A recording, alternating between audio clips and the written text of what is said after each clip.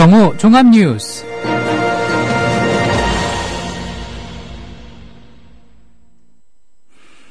(2월 19일) 국민라디오 정오 종합뉴스입니다. 먼저 오늘의 주요 뉴스입니다.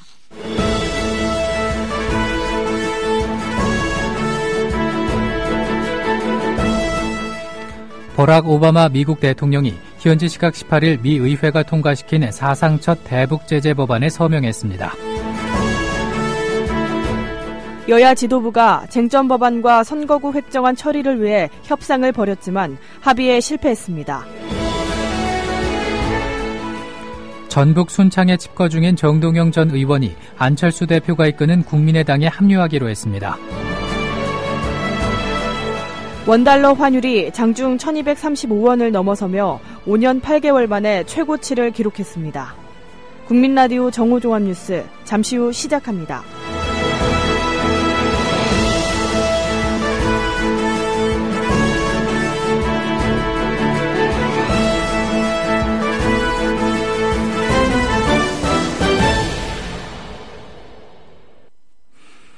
버락 오바마 미국 대통령이 현지 시각 18일 미 의회가 통과시킨 사상 첫 대북 제재 법안에 서명했습니다. 오바마 대통령이 서명함에 따라서 대북 제재법은 공식 발효됐습니다. 북한만을 겨냥한 대북 제재 법안이 미 의회를 통과한 뒤 대통령의 서명을 거쳐 발효된 것은 이번이 처음입니다.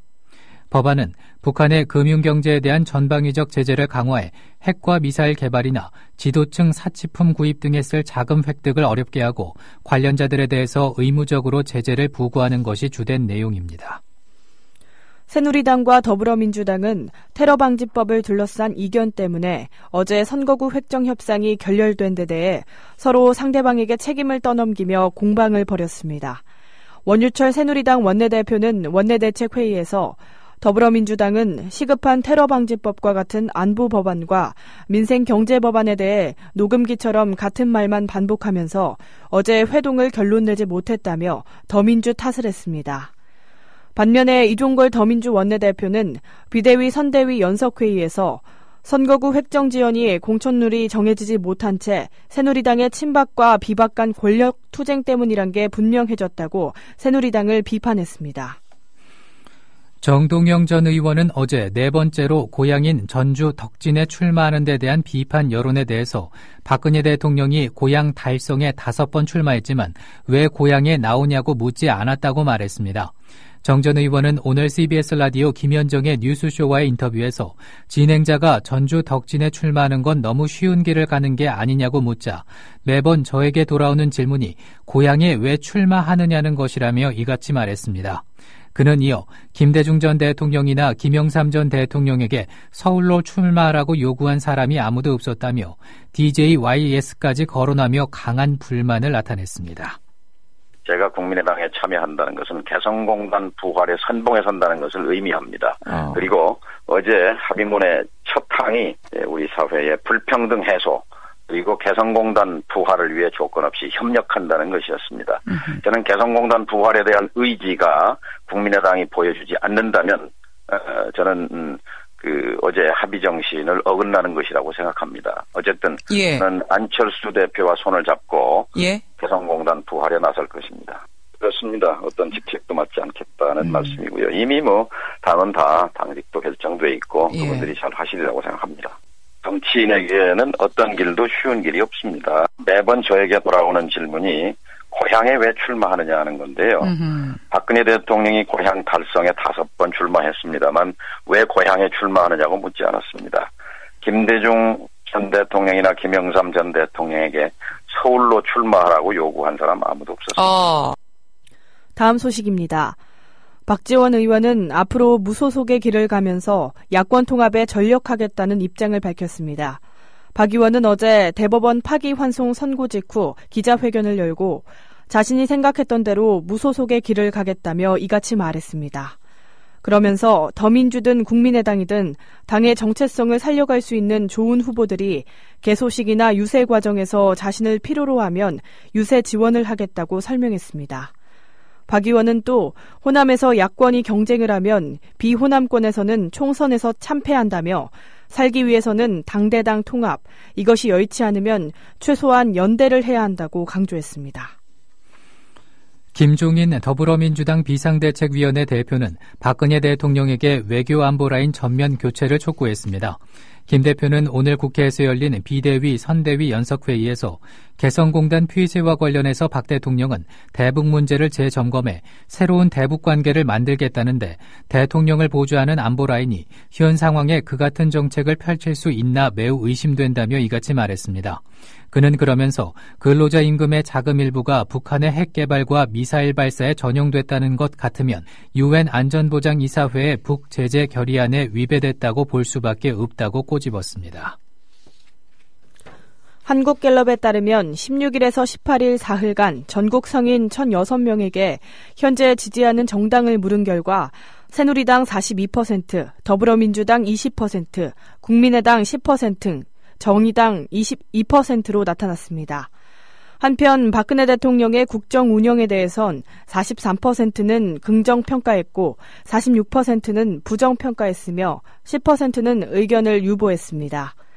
이번 조사는 휴대전화 RDD 표본 프레임에서 표본을 무작위 추출해 전화조사원 인터뷰 방식으로 실시됐으며 표본 오차는 플러스 마이너스 3.1%포인트, 95% 신뢰 수준이며 응답률은 23%로 총 통화 4,421명 중 1,006명이 응답했습니다.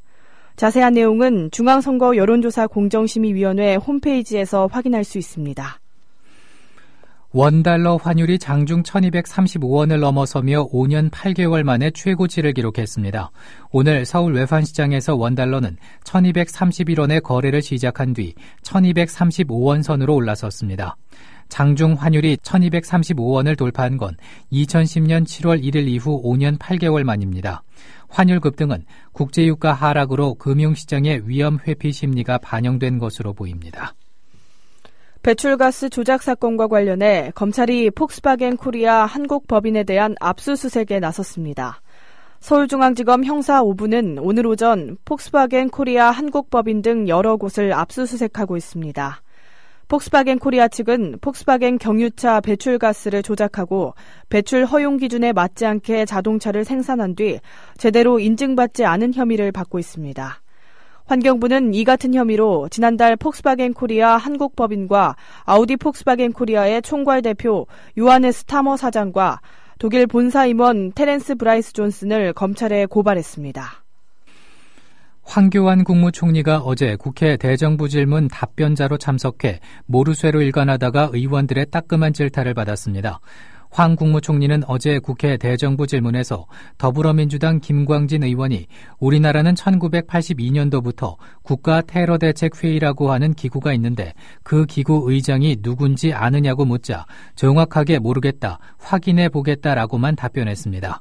이에 김광진 의원이 의장은 바로 국무총리라고 알려주었습니다. 어제 뉴스K 영상의 일부를 들어보시겠습니다. 총리께서는 우리나라에는 테러와 관련한 기구나 회의가 없다고 판단하고 계십니까?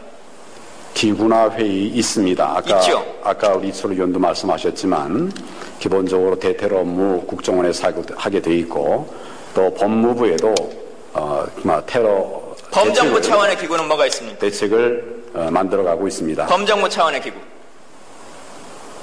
범정부 차원의 기구를 어떤 형태를 말씀하시는 건지 모르겠는데 상시적인 그런 기구는 따로 없습니다. 우리나라는 1982년도부터 34년 전부터 국가 테러 대책 회의라고 하는 기구가 있습니다. 그러니까 그 기구가 국가정보원, 경찰청, 법무부, 국세청 11개의 부처가 같이 하고 있습니다. 그 기구의 의장이 누군지 아십니까? 법률상의 의장이 누군지 아세요? 정확하게 모르겠습니다. 확인해 보겠습니다. 의장이 국무총리입니다. 네, 총리로 알고 있습니다. 네. 다음 소식입니다. 새누리당 최고위원회의에서 공천룰을 둘러싸고 의원들 간의 말싸움이 벌어졌습니다. 어제 국회에서 열린 당 최고위원회의에서 친박계 최고위원들이 이한구 공천위원장의 우선 추천 확대 방침을 옹호하는 발언을 하자 김무성 대표는 당 대표로서 공천위가 당헌 당규입법 취지나 최고위가 의결한 공천룰의 범위를 벗어나는 것에 대해선 제압할 의무가 있다면서 용납하지 않겠다고 말했습니다. 그러자 서청원 최고위원이 당이 독단적으로 움직이는 게 아니다라고 일침했고 김무성 대표는 자리에서 박차고 일어나 나갔습니다. 그러자 김태호 최고위원은 당이 잘 돌아간다, 정말 부끄럽다라며 말했습니다. 저는 새누리당 대표로서 공천관리위원회가 당헌 당규의 입법 취지에 벗어나거나 또 이 최고위원회에서 의결된 공천 룰의 범위를 벗어나는 행위를 하는 것에 대해서는 이것을 제어할 의무가 있고 앞으로도 이것을 용납하지 않겠습니다. 당내 민주주의는 민주적 절차에 따른 공천을 실현함으로써 민주주의가 실현된다라고 생각이 됩니다. 조금 전에 우리 김 대표 얘기하는 것은 용납하지 않겠다. 그런 얘기하면 안 됩니다. 이 독선적으로나 이 당이 대표 독단으로 움직이는 게 아닙니다. 모든 게 최고에서 합의해서 거기서 결론 난 가지고 하는 건데 자꾸만 용납하지 않겠다 어떤 이런 얘기하면 참 불란 나거든요. 자, 돌아간다. 국민이 이런 모습을 보고 어떻게 이야기할지 정말 부끄럽다. 나라가 이 지경에 지금 위기에 처한데 지도부에서 계속 이런 모습을 보이다니. 다음 소식입니다. 항공기 발권 프로그램에 문제가 생기면서 해외로 가는 제주항공 소속 항공기의 출발 지연이 잇따랐습니다. 제주항공은 오늘 새벽 6시 40분쯤 탑승권 발급 시스템에 문제가 생겨 항공기 5편의 출발이 지연됐다고 밝혔습니다. 오전 8시 인천공항에서 일본 나리타 공항으로 출발할 예정이던 항공기를 포함해 인천공항에서 3편, 김포와 김해공항에서 각각 1편의 여객기 출발이 1시간 30분가량 늦어졌습니다. 항공사 측은 수기로 탑승 수속을 하고 3시간 만에 프로그램을 복구했지만 900여 명의 승객들이 제 시간에 출발하지 못하는 불편을 겪었습니다. 백화점 탈의실을 이용하는 손님을 몰래 촬영한 30대 남성이 경찰에 붙잡혔습니다. 경기 성남 분당경찰서는 37살 김모 씨를 성폭력 범죄 처벌 등에 관한 특례법 위반 혐의로 불구속 입건했습니다. 서울의 지금 기온은 3.6도입니다. 이상으로 정오종합 뉴스를 마칩니다. 지금까지 제작 이정일, 진행의 정승조 김일아였습니다. 국민라디오